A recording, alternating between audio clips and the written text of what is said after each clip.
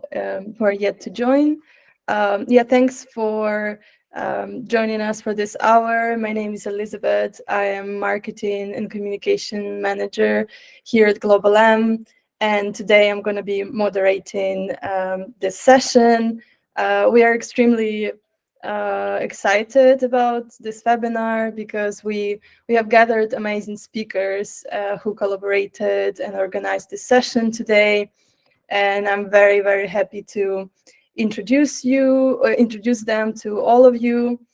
First is Nick Waller, Director at Global M. And this webinar is provided to you by Global M. We are an international recruitment agency working with our unique RPO model with clients worldwide.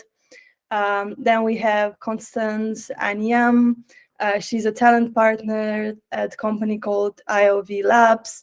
And IOV Labs is a company that builds disruptive, decentralized blockchain technologies. Followed by Tosin Adeship.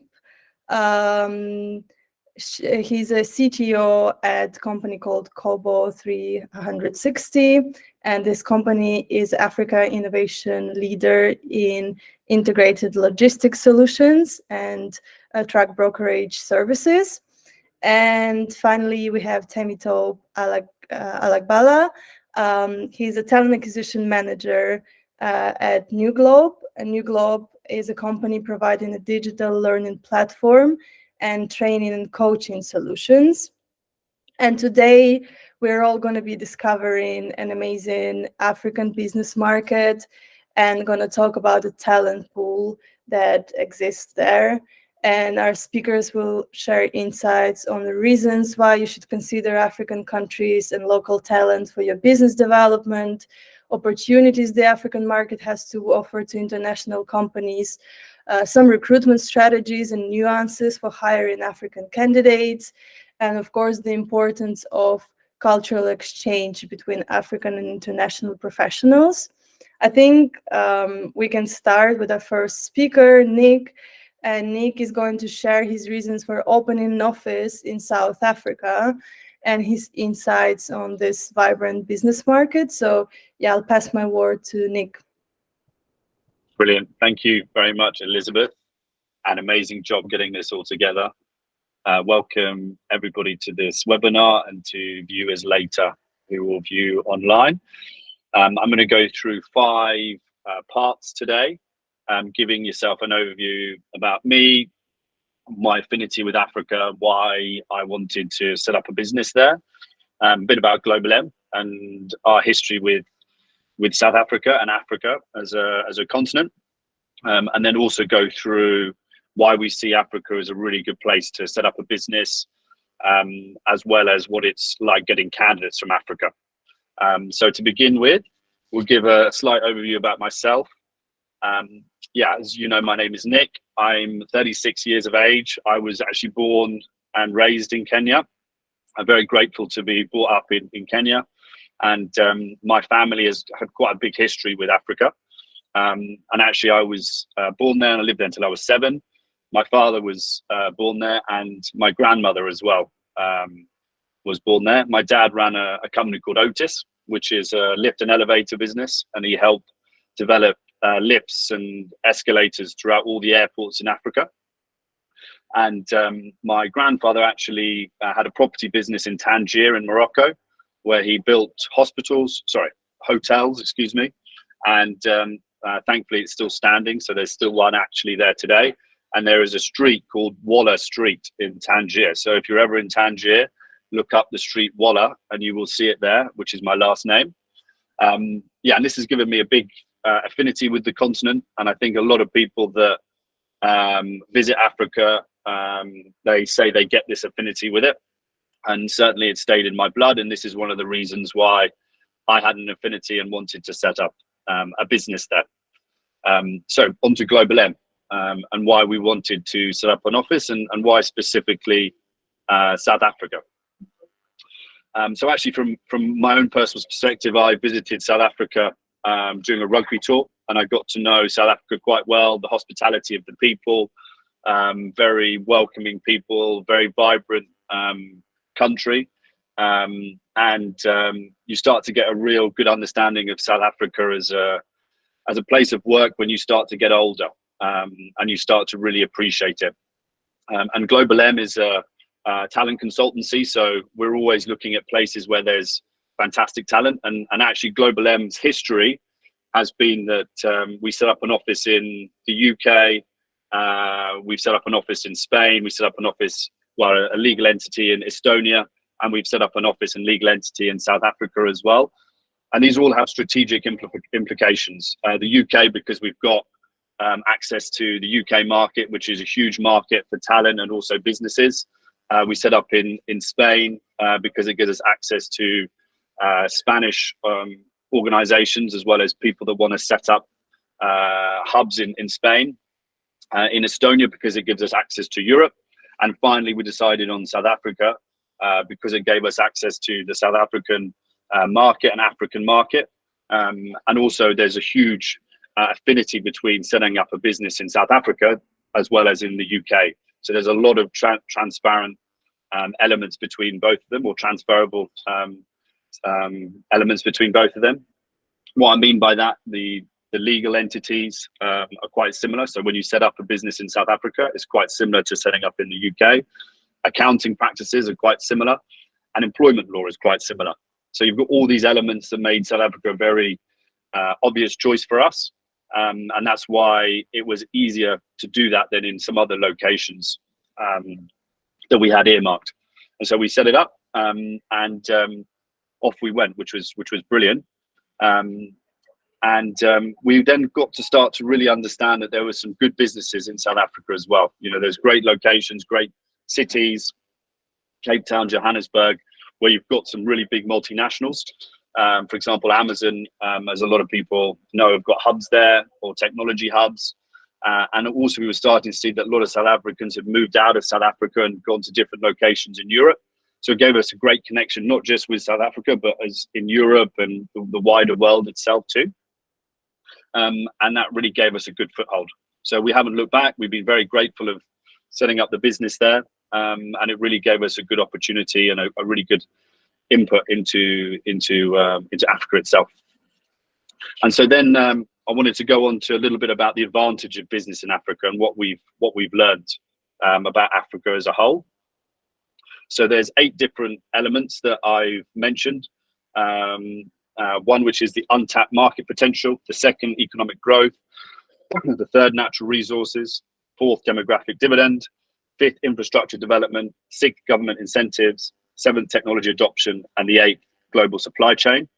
So these are all elements that Africa can bring to you, and the advantage of doing business in Africa. The first one is pretty obvious. There's a huge population in Africa. 1.3 billion people live there. It's got a growing middle class. A lot of people say that Africa and India are going to have the biggest middle class in the future. And so that gives you a huge customer group if you want to set up a business, but also a huge talent pool if you want to have employees. So it really gives you a good opportunity to go out into Africa and setting up a business there, wherever you decide to go. Economic growth, of course, with this huge population, there's a lot of economic growth that's going on, a lot of opportunities that are presenting itself. And this is leading to infrastructure projects. This is leading to government incentives to set up businesses. So this is all leading down to those other elements that I put in here about advantage of setting up in Africa. And one of the big, or two of the big elements here that I'll zoom in on are technology adoption and the government incentives. Certainly from the time that we've been in Africa, we've seen that the technology has constantly been improving, developing, getting more advanced. And we're really seeing now a lot of startups, which are quite exciting in African organizations and African countries, that we're learning from a lot over in EMEA, that we're learning over in the States as well.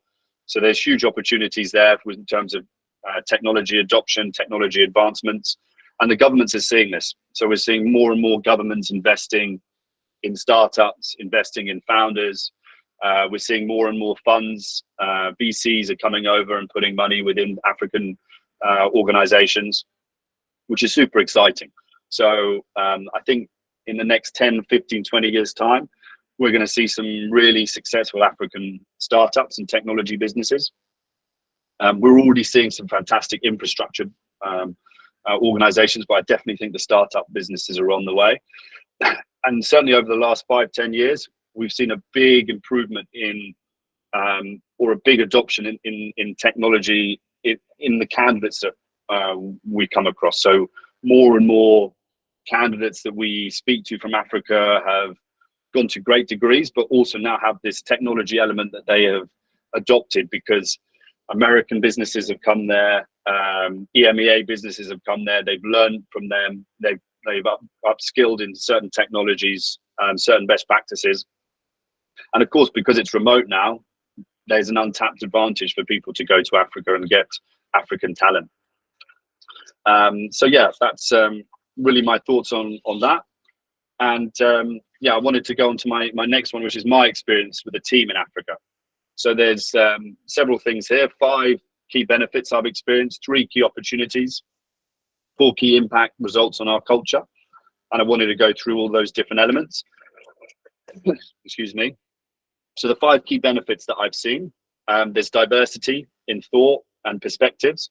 There's that local market knowledge, which you get. There's a cost saving potentially if you have an African team versus a team in the States, for example. You have access to that local talent by having a business there. And you also have time zone coverage. So if you want to have somebody in Africa that's supporting a team in EMEA, it's fairly okay to do that because of the time zone. The 3 key opportunities I've seen for business, market expansion, of course, opening up to the African market and the huge population there. There's partnerships and network opportunities, and there's CSR. So there's corporate social responsibility opportunities as well by having a team in Africa. And then how has this affected us? Well, for us, it's led to more cultural sensitivity. So we found by having an African team, it's really enhanced our culture and our mission. It's given us more innovation. It's helped us engage our employees more. And it's helped us be more adaptable as well, because we were able to look at different countries, different areas by having an African team. So yeah, we're really grateful, and my experience in Africa has been super positive. And finally, my experience with candidates in Africa. So what am I seeing from a candidate perspective? Of course, we're a talent acquisition consultancy, so we're always looking for great talent. And there's lots of elements that I see African talent being really impressive, but I think the one that really stands out for me is the entrepreneurial spirit. I think African candidates, more than quite a few other areas, are really entrepreneurial. And something I heard from a speaker yesterday in here in Barcelona, where I am at the moment, was that innovation usually comes from a lack of resource. And I think that might be the case in some cases within African talent versus other places where you get more resource and more opportunity. So we see really innovative people. We see people really push themselves forward, going through a lot of best practices, training themselves up. And so my experience with Candidates from Africa has been super positive. Yeah, and just to booknote it, yeah, super country or continent to have a business. Really good opportunity to do so, and business friendly. And yeah, thank you very much, Liz. Yeah, thanks a lot, Nick. I think we can move straight to our next speaker, Constance. So yeah, Constance is going to share her experience of hiring talent in Africa and talk about opportunities this market can offer to international companies. So yeah, word to you. Thank you so much, Nick, and thank you, Elizabeth, for the introduction. I am so happy to be part of the Spotlighting African Talent to the Global Market. My name is Constance, and I work with IOV Labs. IOV is a blockchain organization that is present in over 40 countries across the globe. And we have, of course, Africans working within the IOV business. And then we are not just looking at the potentials that these African talents bring, but I'm going to be talking about my experience as well, hiring from Africa. So of course, showing these as 54 countries around the world. When I first joined the global sphere, some persons actually didn't know that Africa is a huge market and that we have huge talent and huge people in terms of population. So a lot of people just know about Nigeria, and then they know some places, say South Africa, which some persons store and travel around. But there are much more to, knowing how big Africa is, and then we can talk about the market. So Nigerian having the Africa having 54 countries, we also look at the languages of over, this population having over 2,000 languages. For instance, in Nigeria, we have over 525 native languages and about 371 tribes across 250 ethnic groups. And then within this African region, we have about 5 regions, which is the Northern Africa, Central or Middle Africa, Southern Africa, East Africa, and Western Africa.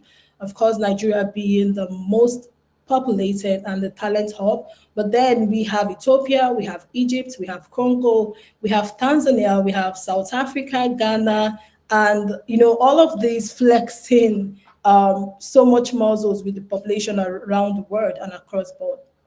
So it's also home to 450, I beg your pardon, million individuals with active working age around ranging from 18 to 65 years. So you have young talent, you have vibrant talent, and then the pool of professionals are over 600. I mean, these numbers are so exciting for me. Pardon me, 690,000 persons, between 2020 and 2021. And then they are projecting a lot more numbers in the coming years. And the working age population is projected to be about 1.3 million in 2050. So I am so excited, talking about Africa. I hope you are.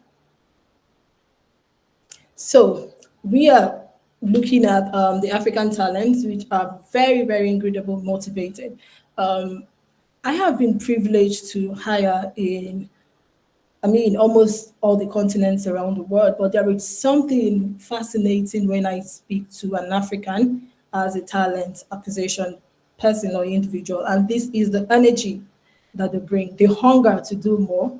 It is lovely to see these youths, these young persons, just like myself and every other person here.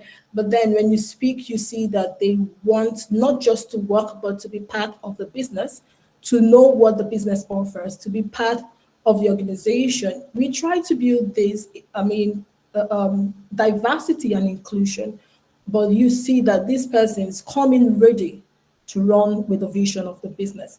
So hiring African talents, you just need to get into the market to see how productive these talents are. Of course, there are dynamic businesses, environment and friendly employment law, the politics, the business, the everyday thing of the African man is welcoming, is friendly. There are a lot more talent yet untapped.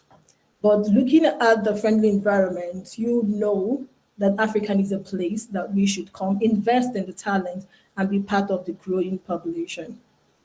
So we have high quality service at a competitive rate. Of course, this is was actually when Nick was talking about sharing some slide, you can see how he spoke on or spotted on some of these. So we have very, very beautiful places in Africa that you can hire, and all of these places you see talents that are cost effective.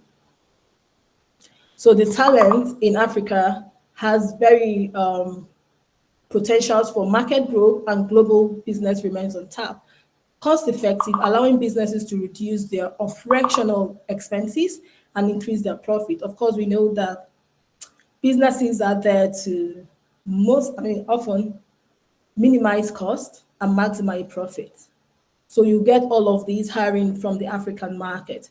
Due to its huge market potential, Africa remains a promising net for the global labor market. So I will also move on to share on the digitalized workspace. Thank you. Please go back a bit. Sorry. Thank you so much.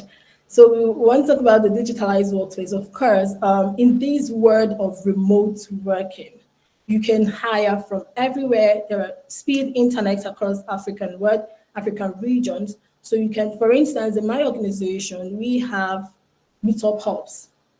So you can have meetup hubs in Lagos. You can have major cities across Africa, actually.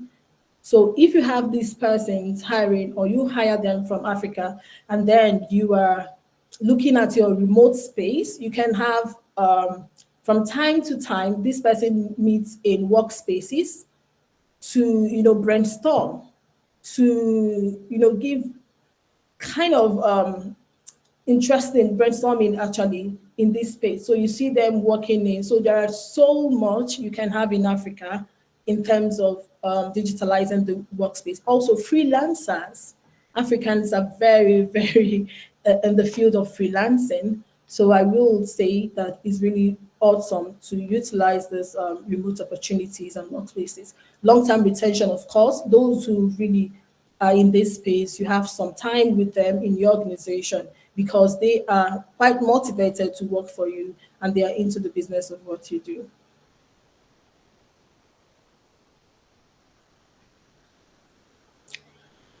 So I would say that organizations gain global success by, of course, hiring local environment through remote working, offering global exposure for African talent without having them leaving the continent.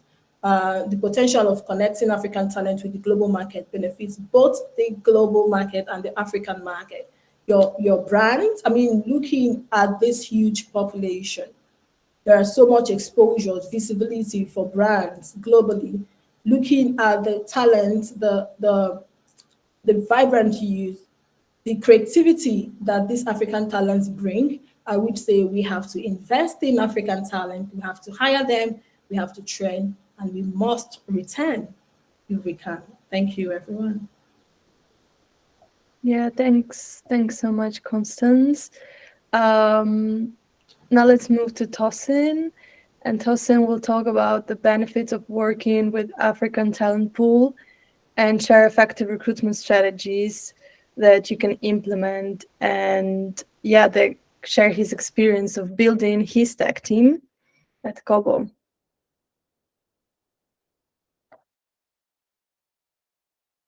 Oh, I think you're muted.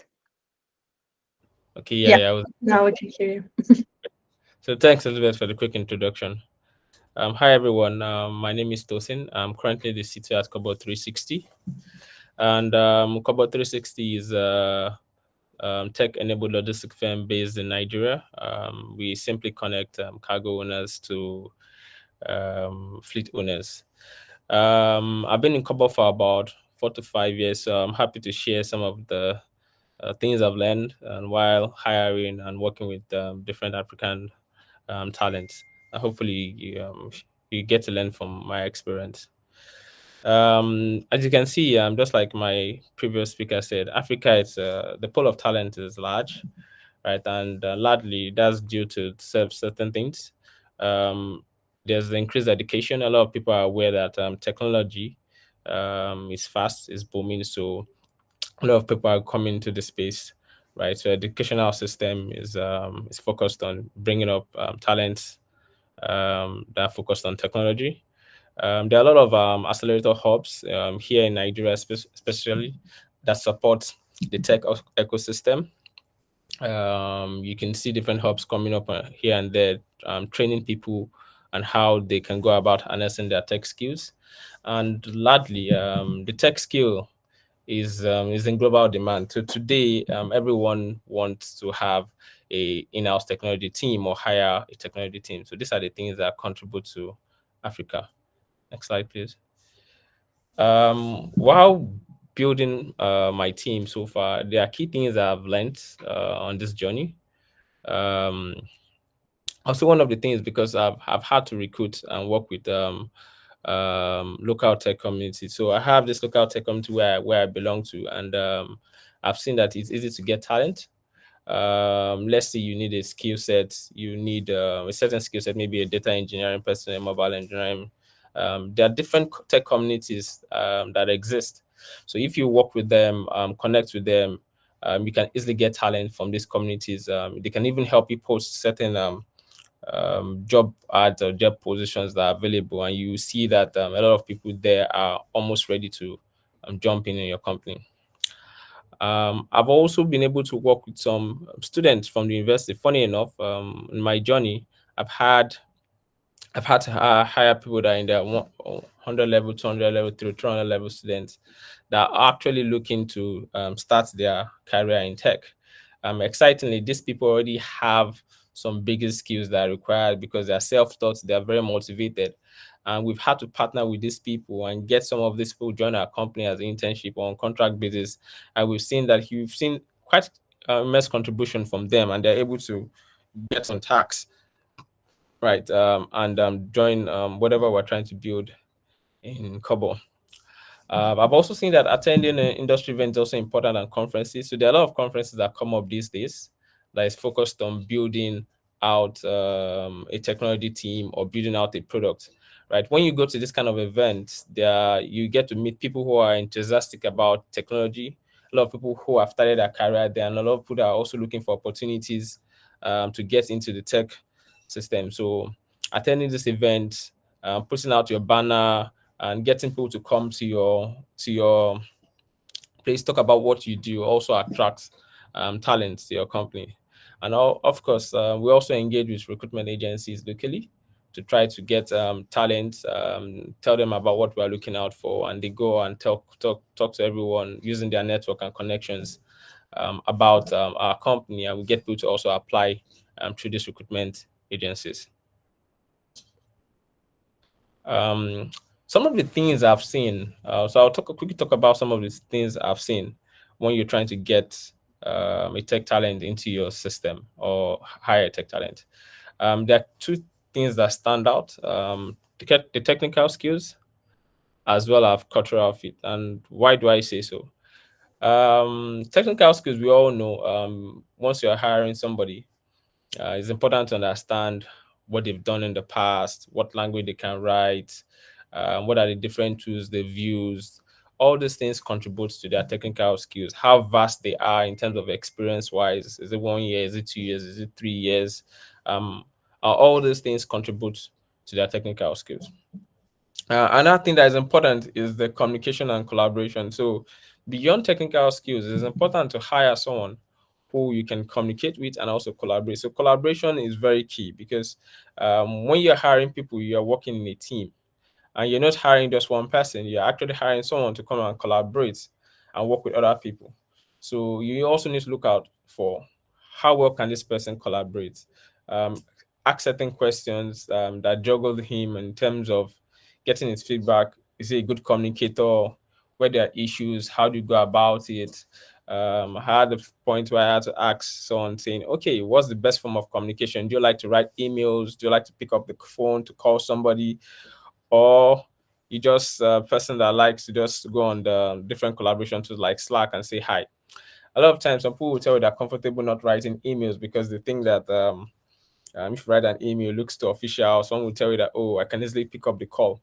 But most importantly, you need to get someone in your team who knows how to communicate properly, the challenges, also how to collaborate with different people, because hiring a tech person is not just going to work within the tech team, but also going to work in other departments, because tech is more like an enabler. So you're going to work either with the finance department, the HR department, you're going to work with the marketing department. So communication and collaboration is very, very important. Another thing to look out for is the problem solving skill. So problem solving skill. A lot of times people will say, yes, I know how to program, but do you know how to solve a problem?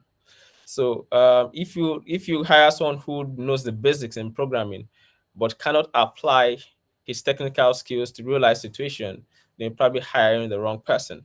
And you can do that by creating different scenarios. So you're about to hire somebody, come up with a problem and say, hey, okay, we are trying to go from here to here. How do you think we should go about it? You need to allow the person to express himself, let him think about it. Because if you bring people who are self-thinking and they know how to solve problems, they're analytical, then when they join your company, they can apply their own thoughts and they are good contributors to your team because you're hiring them to solve problem. And lastly is cultural fit and adaptability. Often or not, people really think that people try to underestimate this, but it's quite important as well. So hiring a cultural fit is important, because if you hire someone who is not really a cultural fit, the person can either come and mess up your team structure, right? You want to create a culture that allows people to collaborate, allow people to an open culture where you can maintain good relationship with people. Then you hire someone who is not really a culture fit. What that person is going to do is going to introduce either a toxic behavior into the team and start to get the team to behave in certain ways. So you need to ensure that you are bringing people who aligns with the goals and the culture of the company. If you have an open system where everybody comes and all collaborates, yeah, the person needs to be open enough to do that. So cultural fit and adaptability is also very key and important while you're trying to get someone to join your team. You don't want to get someone who has the wrong culture into your team, because at the end of the day, it's two things. You might either have to let the person go because you realize that, okay, this person is good in ABC. When it comes to culture, he's not a fit. Some companies are very fast paced. They like people that do things very fast. So if you bring someone who is not really that fast paced, it's going to slow down the team, or he's going to give complaints there and there. And that's because he's just not used to that certain type of environment. So next slide. Also, I think beyond so all this assessment and getting someone to your team, just like my previous speaker Constant said, retaining top talent is very, very important, right? You can spend a whole lot in hiring, but also if you do not retain your talent, you spend much more, because often than not, let's say you hire somebody, it takes about 2 to 3 months or sometimes 6 months for someone to fully integrate into your company. So you spend time training, equipping the person with the right resource. He now understands the business, but at the end of the day, he's leaving in the next 6 months to a year because you cannot retain him. You have to repeat that cycle again. So I think it's very expensive to actually lose top talent as much as hiring them. So if you hire somebody, you also have to put things in place to ensure that you retain this talent. And what are the key things to look out for? It's very important to have a very, very supportive and collaborative environment that will enable everyone within the team to always collaborate with each other. Right? There are a lot of tools today that supports collaborative work environment. Once you have this in place, then you know that communication and collaboration is not an issue, just like I initially said. Recognizing and rewarding achievement. People think that you have to maybe do a salary bonus or increase salaries to actually recognize and reward somebody. Recognizing and reward could be as simple as going on the general Slack and giving kudos to someone who has been able to achieve something. That as little as that goes a long way, because he sees that there's impact, right? So yes, it's good to definitely reward people, compensate, but also give recognition and an achievement to when people make effort or significant impact within your team. Another thing that is growing these days is the remote environment. So yeah, we need to embrace remote. A lot of people are skeptical, saying, "Oh, if I don't get people to come to the office, right, I'm not going to get work done." So today, I can tell you for a fact, I have 2 days work policy and 3 days work from home, right? And that started from the whole COVID era, where we went from everybody in the office to no one in the office. Now coming back to the office, we've seen that we've been able to get more from our team, even from working from home. So today, we can effectively implement a remote arrangement, because we've been able to get our team to collaborate and work together even while we're not in our physical spaces. So embrace remote. A lot of engineers would stay if they see they have the flexibility of working from home. Because here in Lagos, I mean, we have traffic. I mean, sometimes early in the morning, it take you maybe about 2 to 3 hours to get to your destination. Even just getting to your destination, you're already worn out, you're already tired before you start your day. So a lot of times engineers will say, "Oh, why do I have to spend so much of that time in traffic when I can easily just start collaborating from home?" And we all use these tools these days that allow us to effectively collaborate. Our codes are from our laptop, it goes to a cloud environment. From a cloud environment, it goes to cloud server to run. So you actually do not need to be there physically. But again, we understand that it's important for people to come together once in a while to meet physically, right? And that's why we have an hybrid environment, right? But I've seen that if I'm saying, I think that remote work actually, if you can implement it properly in your organization, right, you can get the best from your engineers while they work from home. Promote a diverse and inclusive workspace. I mean, when you hire from different background, a lot of times, if you have people from different culture coming in together, it shows that you are embracing people's you are more inclusive, right? I've had people who are Muslims, I've had people who are Christians, and I'm not really too bothered about your religion, but more focused on the value you are bringing to the table. I've had from different religions, so then everybody comes to the place and they all interact and share ideas beyond the work environment. You also create a place where everybody can collaborate, bounce themselves, bounce different real life situations amongst each other, and have a healthy work environment. Embrace innovation, very key. Some guys, what I see here, what I've seen is that a lot of times you need to pay attention to people. So you have a project typically, and you have one engineer that is trying to implement it in a different way, right? We should not be too rigid. We should have an open ear and saying, oh yeah, I think what he's saying is trying to add value, and give him that ear. And he's trying to innovate, because if your team innovates, then you can actually build more products, because you get them to own that particular space, and they can innovate and think around it, right? Other things here are like promote opportunities for growth and development, very important as well. This typically tells you that you need to define clear career paths. So if you have an engineer join you as a junior engineer, he's more concerned that, okay, in 2 years time, in 3 years time, where do I see myself, right? He wants to go from maybe an intermediate to junior to a senior engineer to maybe to an architect. And if you don't have that clear structure, he's probably going to go to a place where he sees that this structure is well defined. So one of the things we actually try to do in Kobo is to ensure that we have a clear structure that is clear to everyone and clear to the team. Say, hey guys, this is your level. Once you hit this level, here's where you need to get to, here's where you need to go, and this is what you need to do to get to the next level. So at the end of the day, he sees that there's a career path, there's growth, and he sees that he can actually evolve with this company while the company is growing. He's not looking for a company that already has this figured out, but he knows that, okay, fine, he can actually grow with the company. And finally is offer a competitive compensation. Yes, we're in Africa. A lot of times people will say, oh, because you're in Africa, they need to be paid very little. And we are seeing that these days with the remote work, we see that a lot of companies actually hire talent, and they even pay better compensation. So an engineer is likely to leave you because he's likely to work with someone who is more ready to pay him for the same services rendering. So benchmark benchmark your the compensation given to them, have it properly benchmarked, so that they can stay, right? Not because they're in Africa, because I mean they can work for a company in US these days. So if you don't have a good package for them, they'll always leave very soon. Next slide.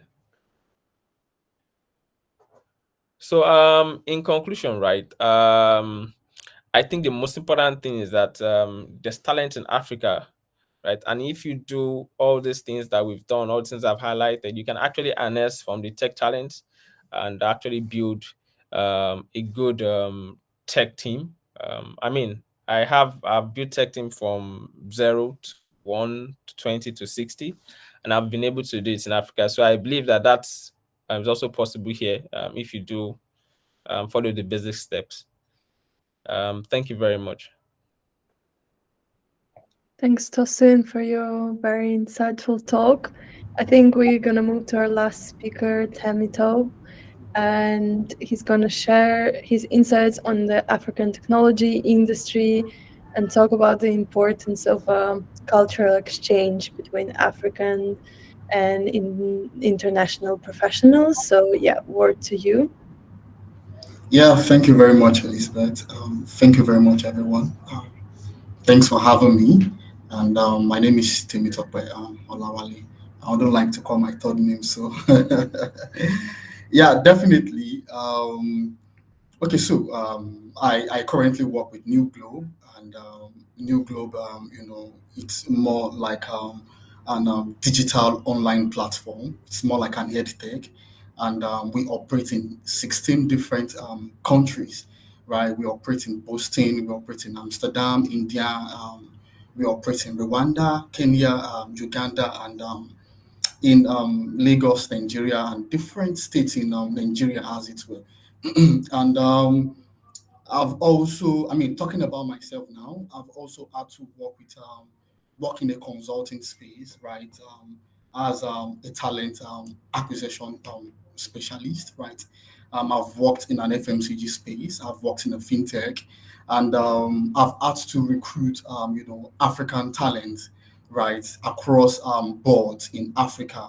I've recruited the likes of the DevOps, the lead data engineer, um, I mean, senior software, the BI analyst across, Africa. And one thing I can tell you is that African country, I mean, Africa talent is actually on the rise.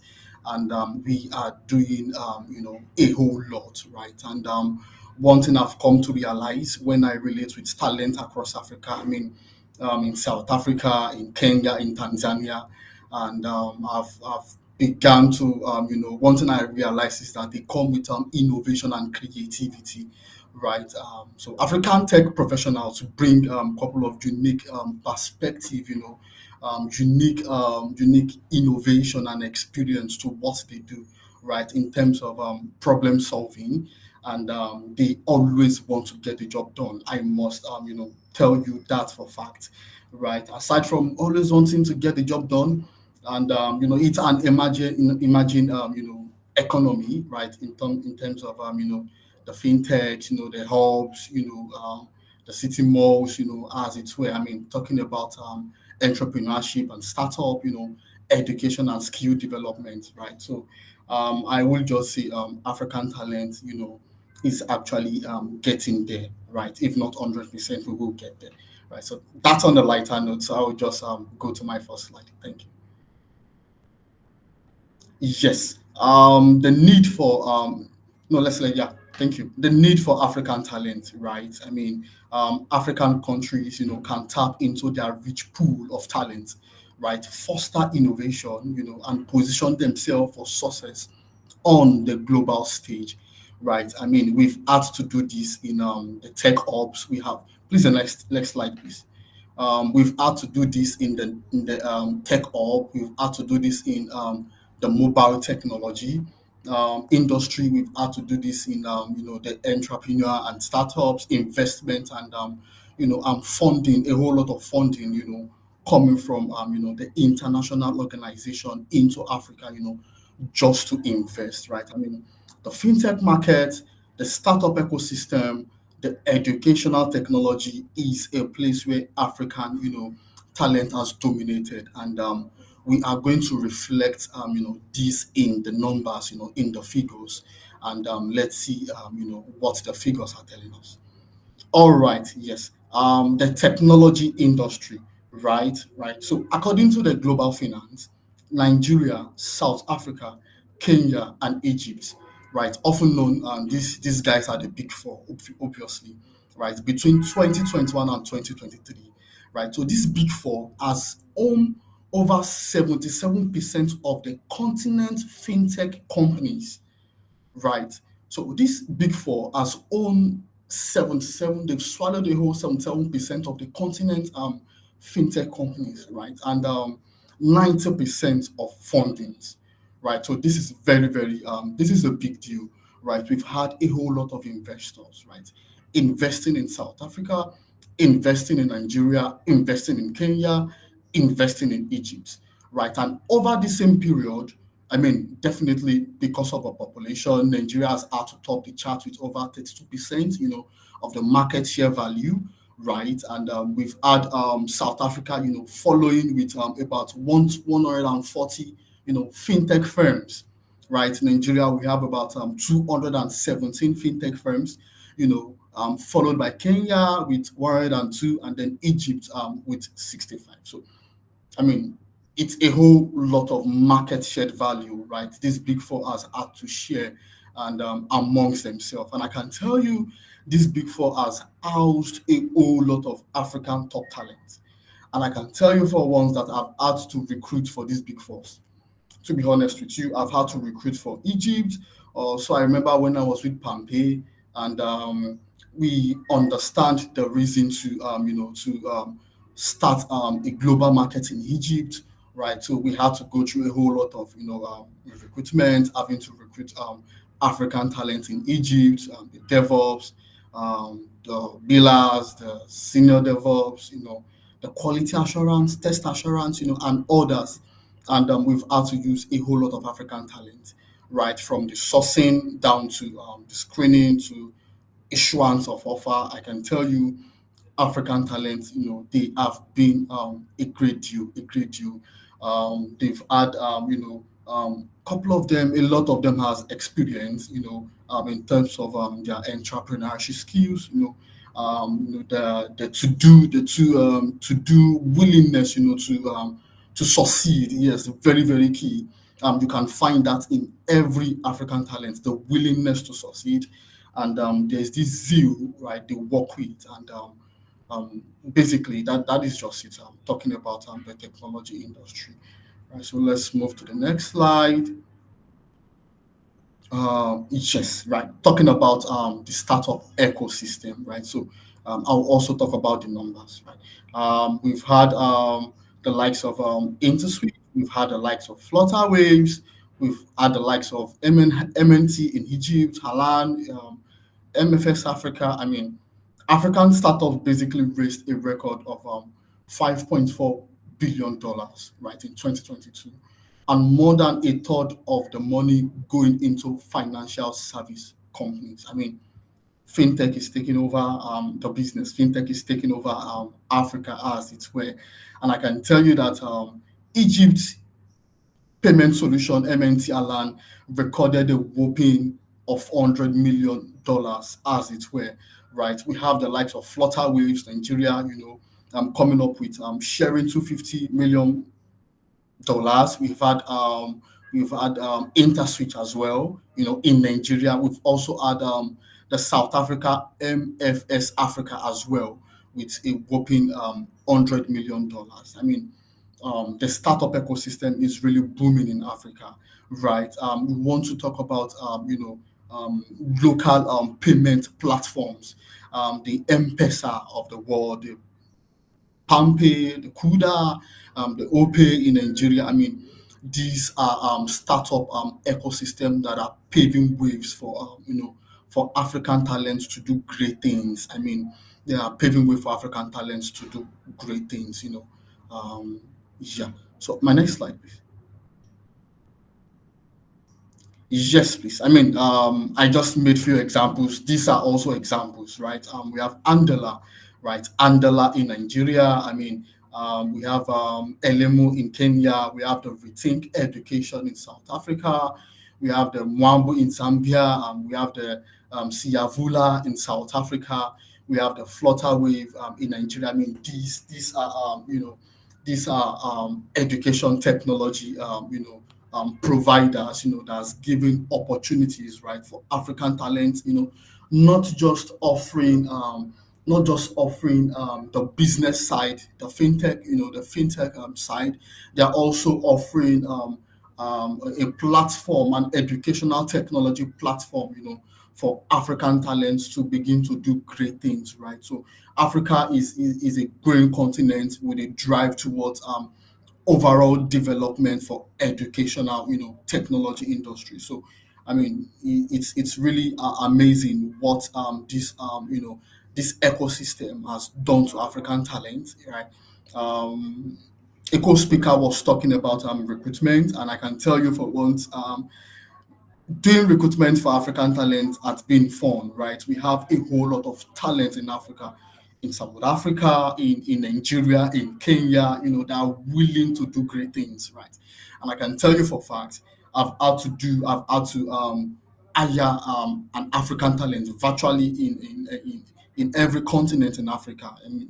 I mean, South Africa, Nigeria, Kenya, Tanzania, and I can tell you, these guys are doing fantastically well, right? So I think that is that for the educational technologies. Move to yes, thank you very much. The cultural exchange is very, very important, and we also need to understand diversity. We need to understand perspective and the creativity of African talent. So the collaboration between African and international artists, professionals, and thought leaders to promote cross-cultural understanding and creativity, right? So this has helped us to facilitate cultural exchange programs that expose local talent to global trends and best practices. Very, very important, right? So cultural exchange has exposed African talent,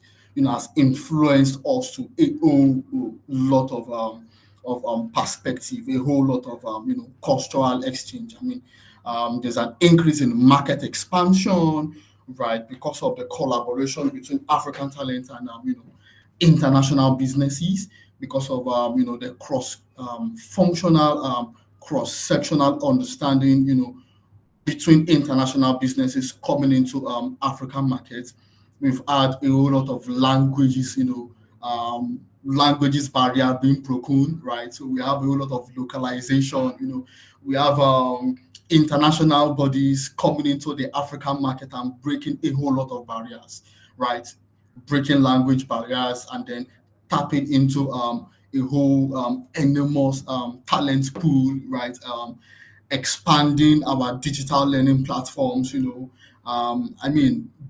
a whole lot of global collaboration, in businesses, breaking bounds in fintech spaces, in the e-op, businesses. So generally, it has been a whole lot of interesting experience. I, for once, right, having to to manage talent for different businesses, right, across Africa, right. I find it very, very interesting. I can tell you for once that African talent has really impacted businesses in Africa, right, to do a whole lot of great things.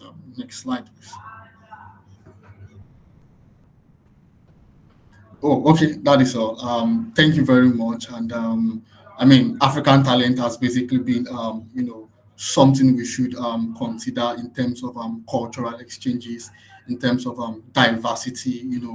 Looking at how well we have grown right out of the ranks. And I can tell you, establishing a business in Africa is a way to go. Right, thank you very much, guys. Thank you, Temitop, and thanks again for all the speakers today. We have a minute for a quick Q&A session. So if you have a question, raise your hand or drop your message in the chat. I see Vincent has raised his hand. Yeah, sorry, I'm really quick because I have a pending question. Thanks everyone for the great insights we hear. Nice to hear about Africa and the opportunities there. So yeah, I just have one question. I was actually just chatting, I don't know who've heard it, with Nick about climate change and all the consequences of that. And obviously Africa, unfortunately, is heavily hit by climate change in many aspects. How does one of you, I don't know if anyone by coincidence knows a bit more about it, how do you see that in relation to the opportunities in Africa? Because obviously it has a negative impact on Africa, especially on the ecosystems, but at the same time, maybe there are also opportunities in terms of like climate tech, let's say. Does anyone have any specific insights on that for our near future?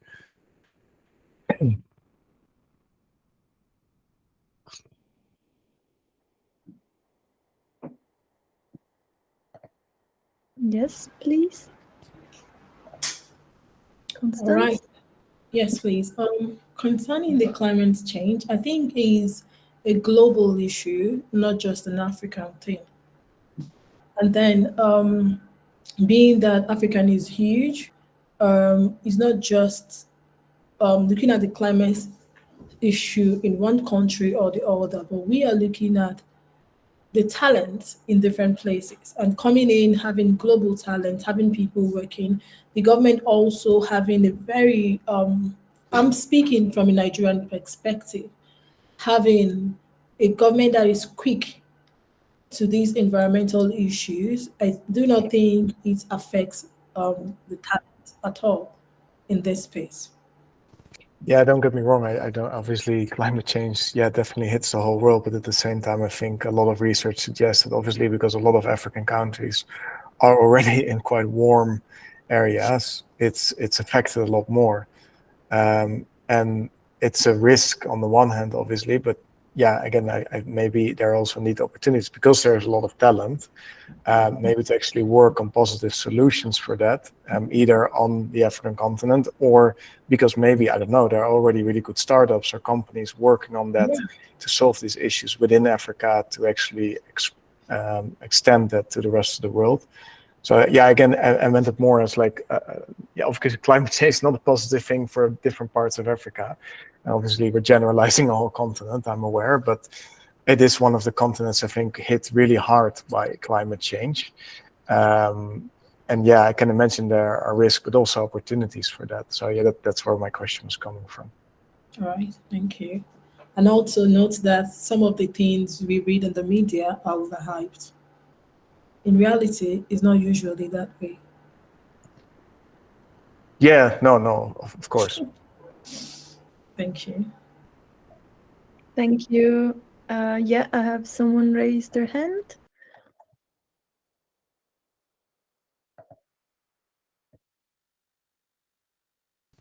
Yeah, but maybe on mute. I think they can unmute right now. Hi. Yeah. Hi. Yes. Okay. So it's good afternoon from where I am. I'm from Nigeria, and my name is Akeka. And I was just going to contribute to the question on climate change and the climate tech situation right now. Well, I'm opportune to work with and volunteer for a climate change organization. It's particularly an NGO here in Nigeria. And my experience so far working with them has exposed me to, certain things, including the challenges of the communities. But when it specifically comes to climate tech, we are not there yet. I would be sincere because it's actually an area I have been, particularly interested in. I have seen, advanced countries and even certain other countries delve into carbon credits and other solutions in that line. But over here, it's not really been explored. Well, it's still brooding, basically. It's brooding. We are beginning to have tech like that come up.